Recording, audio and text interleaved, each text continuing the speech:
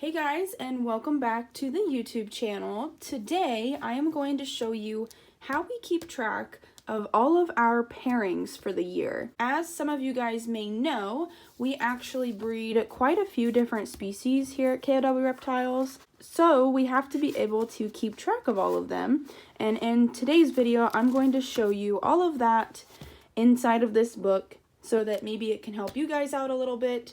I think it's a really good thing for a business to be keeping track of all of their lineage information, and we've kind of narrowed it down as far as how we keep track of ours, that sort of thing. So hopefully you guys enjoy this video. Hopefully it is helpful for you and gives you some insight into a semi-large gecko breeding operation. Okay, so let's go ahead and get into this. So this is my binder. This is our 2022 binder for the year of how we're going to keep track of all of our pairings. For our New Caledonia geckos, I have over the last few years been able to kind of test out new things, find out what does and does not work, kind of give myself the necessary room for certain things as to how we produce animals and that sort of stuff. So basically, this is our basic lay record. This is going to be for every single female that we have. And as you can see over here on the side, we actually keep it by male. So I can turn to this little tab here, and this is all going to be coconut milks females. And then we have Chardonnays right here. So I like to keep everything very organized. To do a system where I would hang tags on the actual enclosures themselves, that did not work. It got very cumbersome trying to work through and work around tags on the tubs. It just was not my cup of tea. So this year I moved over to something like this. And so far, I'm very much enjoying it. It's very easy for me to understand, and really my main goal was also for others to be able to understand this. So just to give you a layout here, we do have each female up here at the very top, so I can kind of sort that way. Then we also have each gecko's starting weight. This is really important for me to know so that as I do my monthly or bi-monthly weight checks, I can actually keep an eye on their weight, so I can tell, oh, did this gecko drop weight? Is this gecko holding weight? What was its starting weight at the beginning of the year? And this weight is what we get right when they are paired up. So this female in particular has not actually been paired up yet for the season. It's still pretty early. I have paired a few and gotten some confirmed pairings, but I'll kind of go through that with you guys. So next we've got the male, so I can keep track of that. And then we've also got his starting weight. So his starting weight was when he was first paired to a female, which he was actually paired to Peaches. And that would have been on the 9th, and we actually did get a confirmed lock. So this, by looking at this, I can tell you right off the bat that, okay, so this female hopefully will be laying soon. Now, I can show you some other ones here. For example, on the 9th, I also paired Firefly and Bane, but there was not a confirmed lock, and it basically, the NA just means that, hey, maybe they tried, but there was no actual copulation. So kind of moving on here, for example, I also keep track of if I keep them overnight. So on the 4th, I put Chahoua and Old Fashioned overnight into the same enclosure, so they could have an overnight time. And then on the 23rd of last month, I got a confirmed lock with Old Fashioned and Bluebell. This one in particular was actually very, very exciting just because Bluebell has never produced for me. She did not produce for me last year, and Old Fashioned is actually a virgin male. So that was really exciting to get a confirmed lock, and that just basically means that I've put them in the same enclosure in a little shoebox size enclosure, and I just keep them in there while I'm doing my daily duties up in the reptile room. And if I notice that they've got a confirmed lock going, then I'll go ahead and note that. Now, this one here was actually a pretty interesting one. Macaroon and Two-Tone. This was a very much anticipated pairing for me. Macaroon is a Super Dalmatian female, and Two-Tone is a Super Dalmatian male. And so this was going to be a very, very nice pairing. Two-Tone was actually scheduled to be with 3 females this year, but unfortunately after the 23rd, Two-Tone was not able to pull in his hemipene. He actually had a prolapse, and so he had to go to the vet and have one of his hemipenes removed. so he is not going to be breeding again in 2022. But since they did get a confirmed lock, I'm really hopeful that we'll get at least a few fertile clutches from Macaroon. She is a virgin female, so not entirely sure if that'll actually happen, but this is kind of why I have notes down here at the bottom. Hey guys, Editing Kinsey here. Just wanted to pause the video really quick because as I was editing I noticed that I had wrote down the 27th when in fact Two-Tone did go to the vet on the 24th.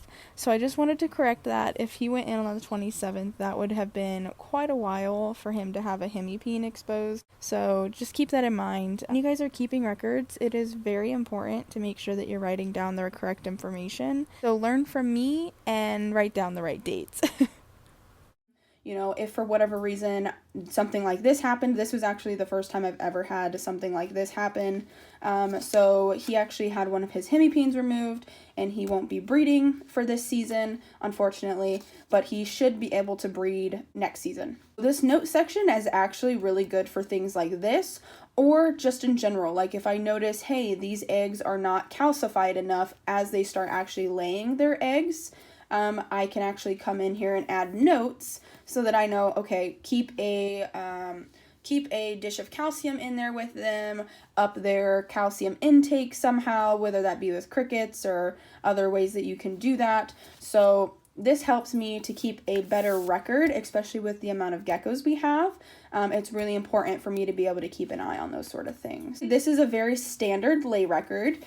This is going to be where whenever they start laying eggs, this is what I will notate, and I will say, okay, you know, date that the eggs were laying, number of eggs, and then if they are fertile, infertile. So if I have 2 eggs and one was fertile and one was infertile, I can still notate that here. And then there's pairing info. So it's very simple. These lay records are very, very simple to look at, and they're very easy to kind of digest when you're looking at them. So far, this method has been amazing. I can actually go through each individual male when I'm pairing and say, okay, let's pair Astro to Tawny this time. Let's go to August and pair August to Ren. And this way, it gives me a much better streamlined process of being able to make sure that I am actually pairing up all of our geckos. This right here is actually last year's old lay tag. So this female, I wasn't too enthusiastic about actually pairing, but I actually did notice that I was having a hard time actually keeping up and actually writing on here when geckos would be paired and if they were producing eggs and things like that, just because it was not all in one place. Typically when we pair up geckos, I do mini geckos at a time. And then also when they lay eggs, they kind of lay all around that same time. So this was just not working out for us.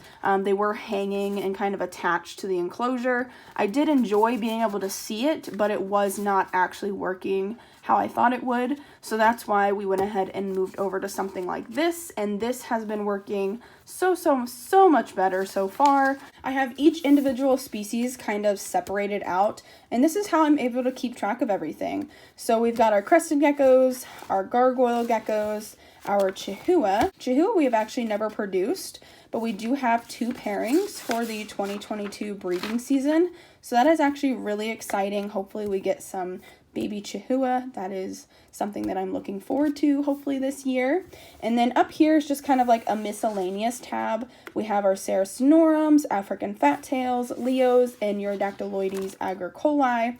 So these are kind of all just put in here so that I can kind of keep track. We have started to breed our African Fattails, the leopard geckos, and things like that. So this is very exciting to be able to keep track of all of this. This next part is still very much experimental. We have not been breeding ball pythons for very long at all. And so this is my version of a breeding record. I tried to kind of do some research and compile what other people, you know, kind of keep track of and what they do and don't. I'm very much a meticulous person where I like to have all of the information, and with Brandon doing most of the ball python breeding, he is the one that kind of takes that over for me, and he's got some projects going himself, but I really wanted to be able to keep track of all of this information easily, and since it's a different species, we need a different, you know, setup, a different layout for how this information is kept. So this is just the standard breeding record. What I've got going right now is we've got our male up here, which this is just our pied male. And I'd still actually need to give our snakes an ID. And so that's how we're going to keep track of all of our snakes. With the geckos, we actually name all of our geckos, so I can keep track of them a little bit better. But with the snakes, I think it'd be better for us to do an ID system. So I still need to go through and actually give all of our snakes an ID. The layout of this is going to be the male's ID number, so we can kind of trace that back. His starting weight, unfortunately, this was put on a old index card is what we were keeping this on previous, so we don't have that starting weight. I have a roundabout weight, but I really want accurate records. So if I don't have it, then I'm just not going to put it on here. And again, that starting weight goes back to being able to keep track of kind of what's going on with the animals as they're being bred throughout the season. Next, we're going to have the genetics of the animal. So we have our male information up here, and then we're going to attempt to keep 3 females to a male. We actually don't have three females for this particular male. Again, this is something that we are just kind of starting out, and I want to get our record keeping system taken care of and figured out before we start breeding ball pythons and even other snake species on a larger scale, so that I can really keep track of stuff. So we do have 3 slots for each female. As I said, we only have 2 females for this one male. So we have a banana het pied that's going to our pied male, and then we also have just a regular pied female that's going to our pied male. Now, since things are very small, I know who is who. We actually do have names for these animals, but again, we are going to create ID numbers for them. So on here, we've kind of keeping track of information, a little bit of details. So we've got our pairing information with a date in their notes, if they were done overnight, if we saw a confirmed lock or not. And then we also have ovulation date. This is something that we're still kind of learning to spot an ovulation. I'm still not the greatest at. So if you've noticed down here, I actually do have some possible ovulations because, again, this is something very new and we are still not super experienced in trying to spot those ovulations, but we are trying. And then we also have their post-ovulation shed. This is the basic information that I need to know when this animal, or a roundabout date as to when this animal is going to lay eggs. So it's really good information to have, and it's all kind of centralized in one area. Then what we're going to do after a female lays eggs, we're going to come over here, and each individual female will get their own paper. So I have 2 papers already printed and kind of ready to go. I'm hoping that, being hopeful that both of our females actually lay eggs for us this year. So we're going to have our females ID their weight after they lay, because we also do have their starting weight over here on this page. So I can, again, keep track of that. We also have the pairing, so we're going to have what male she went to. So again, just some more record keeping information. Lay date, so when the eggs were laid. Clutch number, we're going to give each clutch a number. Fertile eggs, the number of fertile eggs, the amount of slugs, and then in total, how many eggs were actually laid. Then, once the eggs actually hatch out, we'll fill out these lines here. So we'll have their hatch date, their total males and total females. Then, each individual baby will actually get assigned an ID number. We will write down what their morph is, their sex, and then their hatch weight. Again, more record keeping information so I can keep track of that. Then we also have a space for notes, because it's always good to have a notes keeping area just in case it is necessary. This is how we plan to keep track of our ball pythons and breeding of them. So hopefully this is a feasible way to do that, but we will give it a go this year and see if it works out better than it has the last year. Next, we're going to move on to our extras. This is where I just have extra lay records. If for whatever reason I mess up and I want things to look very nice and neat, I can rewrite those. This part here might be a little bit hard to see, but basically what we got going here is how I determine who's going to be paired with who. This is probably one of the best ways that I have found so far of who to pair with who. So we've got each male down here at the bottom, and then we've got what females they're going to go to for the year. This really helped me this year to kind of be able to pair geckos up to who they're not related to. I do have their lineage information listed on here, and we are not super far into breeding of crested geckos that we have a lot of stuff that's related to the other, and if it is related, I typically can tell you right off the bat. So these are kind of just an overview of our pairings. You guys are getting a little sneak peek here for the year. And some females I don't have pictures printed out. And then we move on to the Gargoyle Geckos. And this changes. So this will change, and then we also have geckos that get the year off. That is something that we like to do for our females.